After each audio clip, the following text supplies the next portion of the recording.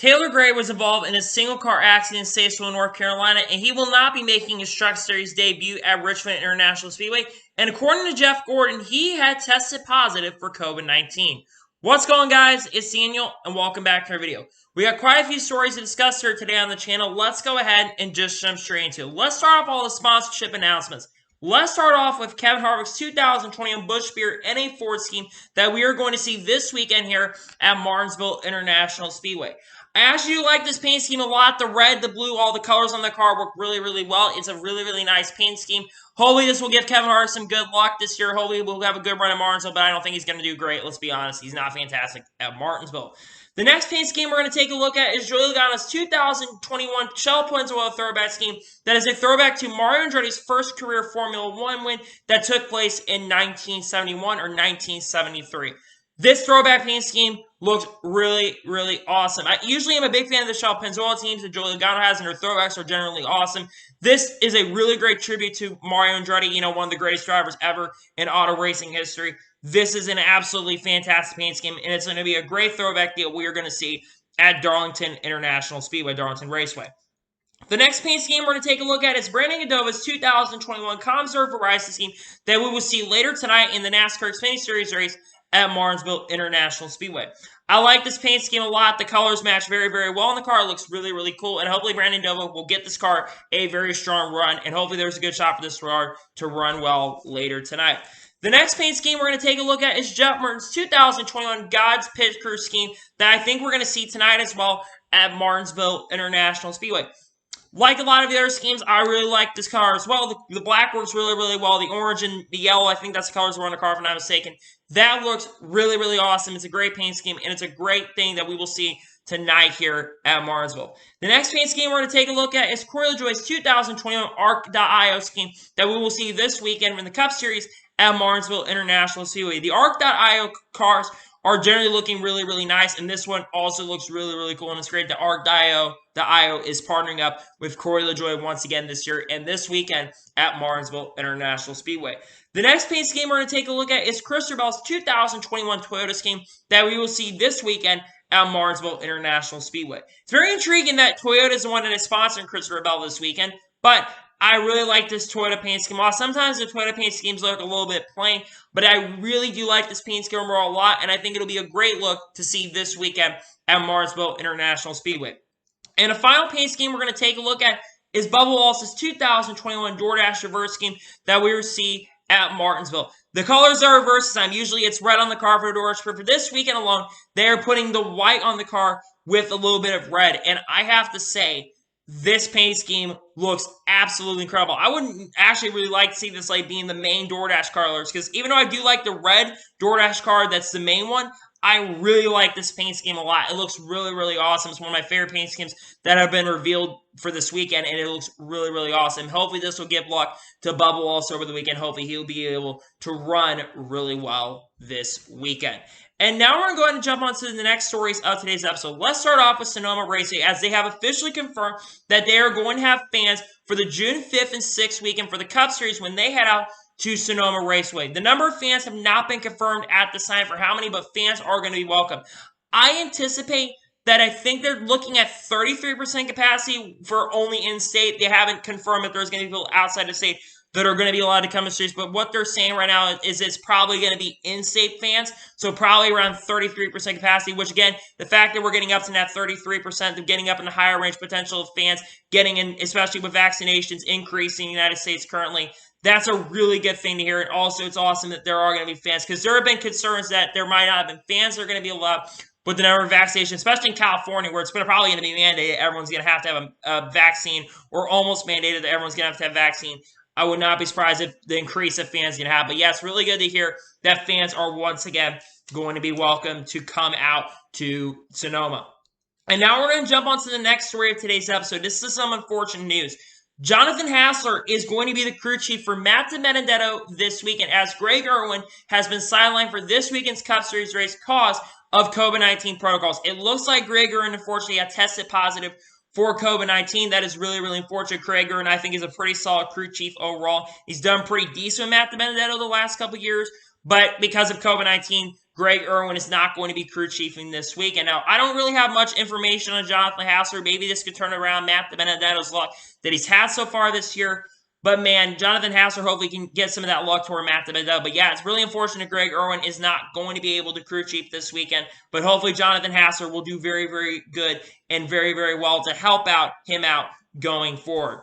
And now we're going to go ahead and jump on to the next story of today's episode, as we're going to talk about the SRX, as the SRX has announced an amateur all-star class that we are going to see this year. It looks like, I don't remember if they announced today that it's only going to be one car they're going to drive, and it's going to be one car for separate races. But here are the drivers that are going to be. So for Stafford, you're going to have Doug Coby, a 6-time champion of the Whelen Modified Tour. I think it's the South or the North. I don't remember exactly which tour he's a champion of.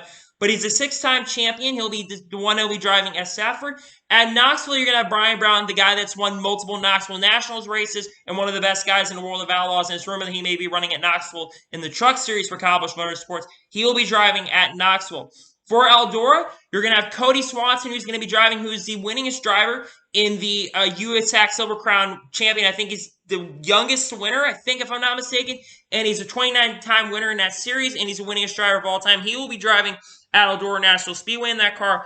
At Lucas Oil, it's going to be Bobby Santos III, who's a champion of the Whelen Modified Tour as well. Very, very special. One of the legends of the Whelen Modified Tour. He will be driving at Lucas Oil. And for Slinger, which is the final race that was announced today, it is going to be the 2021 Slinger National Champion. Whoever wins the Slinger Nationals in 2021, that is going to be the driver who is going to drive that car.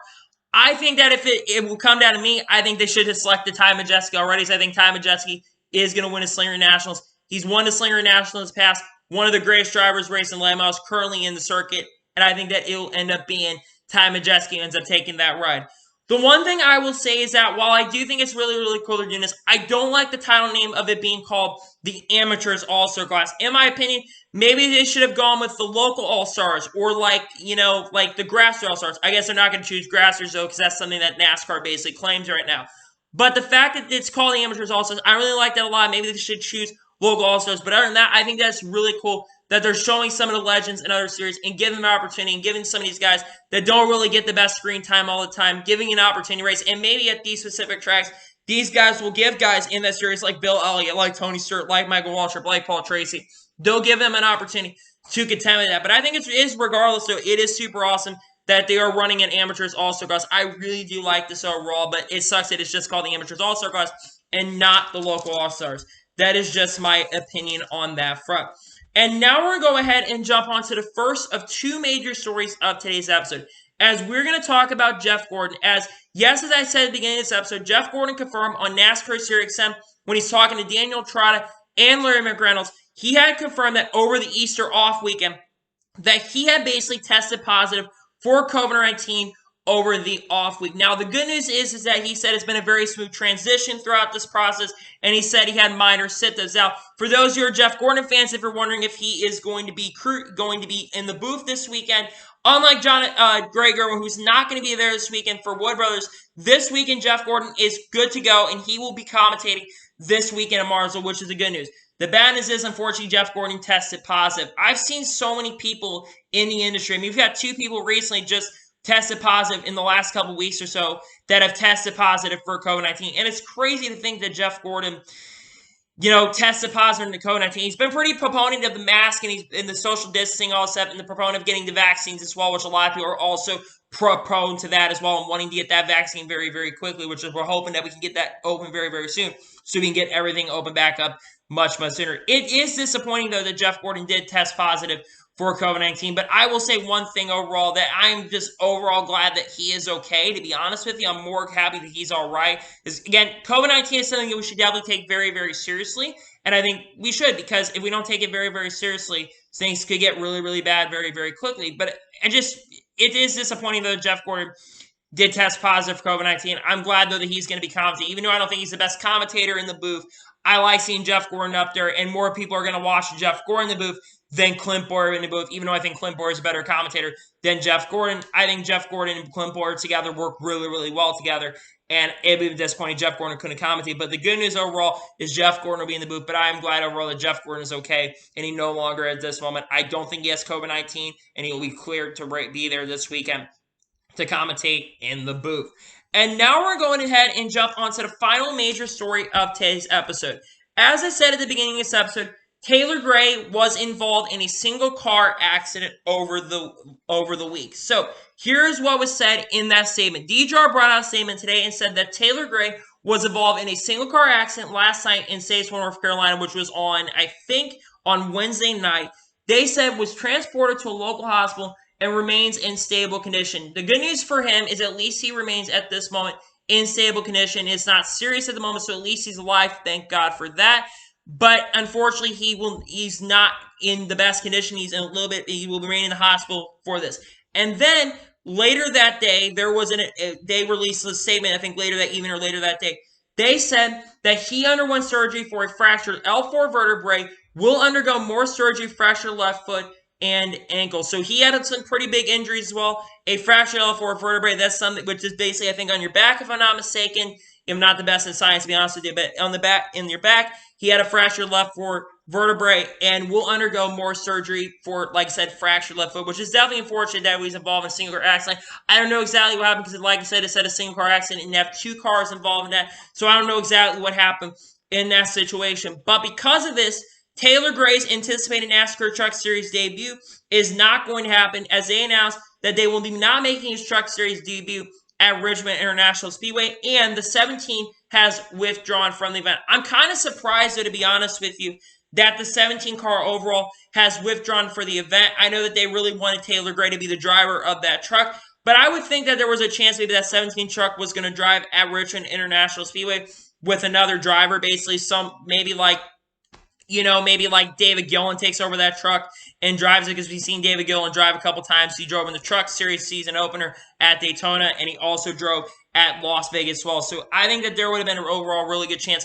for that truck race. But I also understand that they wanted to get Taylor Gray to spotlight, and the fact that he's injured and can't even probably go to the race now, and he's going to remain there for quite some time, is very, very unfortunate. But I think it makes a lot of sense. I'll be honest with you, I was expecting Taylor Gray to be out of the truck for that weekend. I was not expecting Taylor Gray to be driving a truck. I think would have made really not a lot of sense for be there, especially coming off an injury. And with Richmond being a short track, yes, they do have saber bears, but he could have gotten injured a lot more. So I think it made a lot of sense that Taylor Gray was not going to be there this weekend. But again, it's disappointing that that team will not be racing this weekend because of this, but I'm glad he's okay. First of all, my prayers and condolences do go out to the family of the Grays, Tanner and his grandpa and everyone in the family as well, and also that race team as well, for what happened over weekend.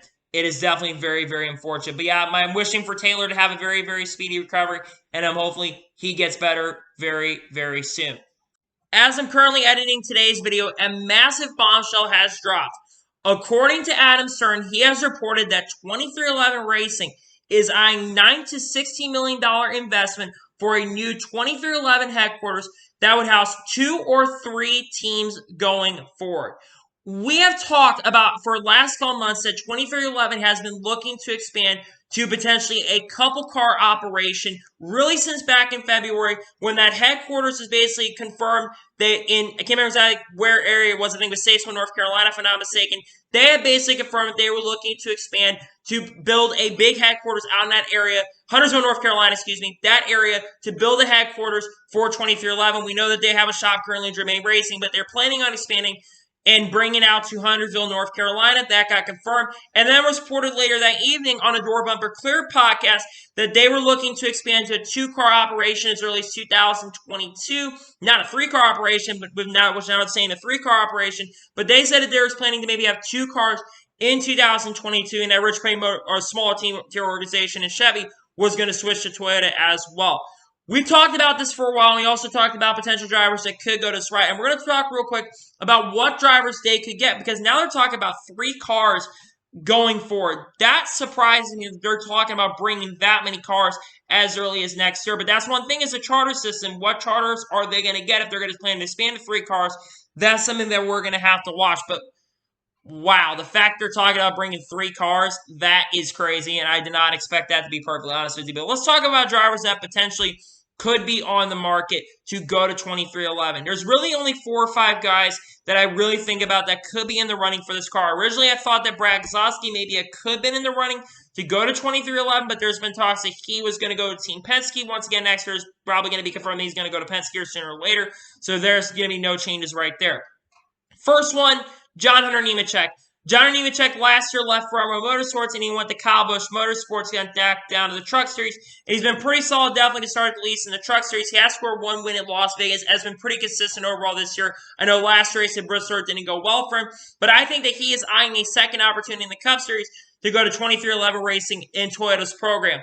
The next driver is Harrison Burton. Harrison Burton currently drives in the NASCAR Xfinity Series for Joe Gibbs Racing, and right now there's no rides that are going to be available for Joe Gibbs Racing in 2022. So I expect Harrison Burton to really be in the running, and he's a very solid driver, and he's got Jason Ratcliffe this year, and he's been pretty solid so far to start the year. If he does very, very well in the NASCAR Xfinity Series, I can see him definitely moving up. The next driver is Brandon Jones. Brandon Jones has been in the NASCAR Xfinity Series since around 2015, and for the last couple of years, especially since he's been with Joe Gibbs Racing, he's been very, very solid overall, and he has been contender for wins. Last year, he scored 3 victories in the NASCAR Xfinity Series in that number 19 car. I think he's definitely in the running for that car. And then you also have to think about some of the other drivers that are coming up through the ranks as well in the Toyota pipeline. People like Chandler Smith, even though I don't think Chandler Smith is ready, you can see him potentially moving up. You've got other drivers that can move over from there as well. But there's one other driver, Matt DiBenedetto, that I'm thinking about as well. And the reason I'm thinking Matt DiBenedetto, Denny Hamlin really likes Matt DiBenedetto. Matt DiBenedetto and Denny Hamlin really have a great friendship together. And not only that, Denny Hamlin feels like that he should have another opportunity. Matt DiBenedetto's contract after 2021 is not for future right now. It's not 100% promising, as he is not going to be returning to Wood Brothers in the 2022 season, as he's out of that ride because Austin Cindric, he is basically taking over that ride in 2022. So my thoughts is that there is a chance that he could be the driver for a veteran experience, even though he's not the most proven, with how much Denny Hamlin likes him. I could see him being the driver that moves over there. I think the guys that are really in the running for that car, to be honest with you, I know that Ty Dillon's been in the conversation for that. I know I said that Ty Dillon could be the driver because he does have a lot of experience. I'm going to be honest with you, Ty Dillon hasn't been great so far in the Cup Series. I've taken him off the running. So I think that the two drivers that are really in the running for this car are John Hunter Nemechek and Matt DiBenedetto. I think with Matt DiBenedetto's experience in Cup, though, I think he has a really good shot at taking that. But I think John Hunter Nemechek, with how good he's been in the Truck Series, I think he could be a future candidate as well. But man, the future for 23XI definitely looks promising, and I think that they have a good shot of expanding. I really think they do. So we'll have to keep watching as the silly season goes on. But wow, I did not expect the support to come out today, that's for sure. And very intriguing that 23XI is planning to expand to a 2 to 3 car operation here going forward very soon. So, anyway, that is going to be for today's NASCAR news video. I want to thank you guys for watching. Please like, subscribe to the channel, notification so you get notified when a video does go live on my channel. Follow me on Twitter, Facebook, and Instagram, and support me on Patreon as well. Links description below for that, and comment your thoughts on today's video. What are your thoughts about Taylor Gray's crash? Are you happy he's okay? I hope you're all hope he happens okay. And also, wish him a very well and speedy recovery, and hope that he can get back out to the track as well. And what are your thoughts about Jeff Gordon's Tim testing positive for COVID-19? Let me know in the comments below. If you enjoyed today's video, make sure to like this YouTube. Can recommend more of these great videos out to you guys. Do that, I greatly and truly appreciate. Anyway, like I said, I want to thank you guys for watching today's video, and I'll see you guys next time. Take care, everybody.